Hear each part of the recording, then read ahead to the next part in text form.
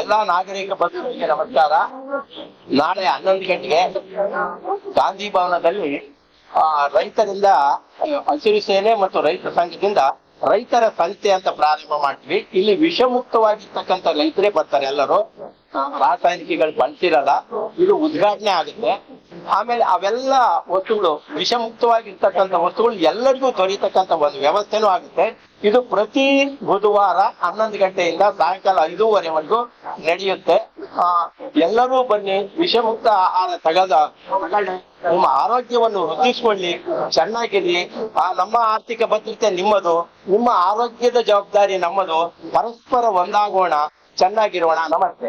ನಮಸ್ತೆ. ನಾಳೆ ನಮ್ಮ ರೈತ ಸಂಘದ ರೈತ ಸಂತೆ ಉದ್ಘಾಟನೆ ಇದೆ ಬಳ್ಳಾರಿಯಲ್ಲಿ, ನಮ್ಮದು ಸಂಸ್ಥೆ ವತಿಯಿಂದ.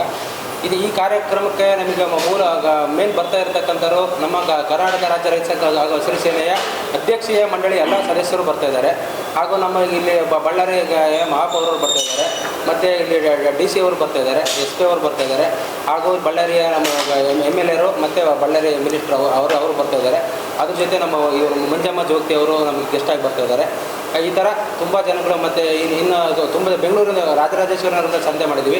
ಆ ಸಂತೆಯ ರೈತರು ಇವರು ಪ್ರೇರಣೆ ತುಂಬೋದಕ್ಕೆ ಅಲ್ಲಿಂದ ಸುಮಾರು ಒಂದು 30 ಜನ ರೈತರು ನಾಳೆ ಇಲ್ಲಿ ಬರ್ತಾ ಇದ್ದಾರೆ, ಪ್ರಾರಂಭಿಕ ಅಂತರ ಆಗಿರೋದ್ರಿಂದ. ಅಲ್ಲಿಂದ ಮತ್ತು ಚಾಮರಾಜನಗರದಲ್ಲಿ ಒಂದು ಮೊದಲನೇ ಸಂತೆ ಮಾಡ್ತೀವಿ. ಚಾಮರಾಜನಗರದಿಂದ ತುಂಬ ಜನ ಬರ್ತಾ ಇದ್ದಾರೆ. ಎಲ್ಲರೂ ಸೇರಿಬಿಟ್ಟು ನಾಳೆ ಸಂತೆಯನ್ನು ಇಲ್ಲಿ ಪ್ರಾರಂಭ ಮಾಡ್ತಾ ಇದ್ದೀವಿ.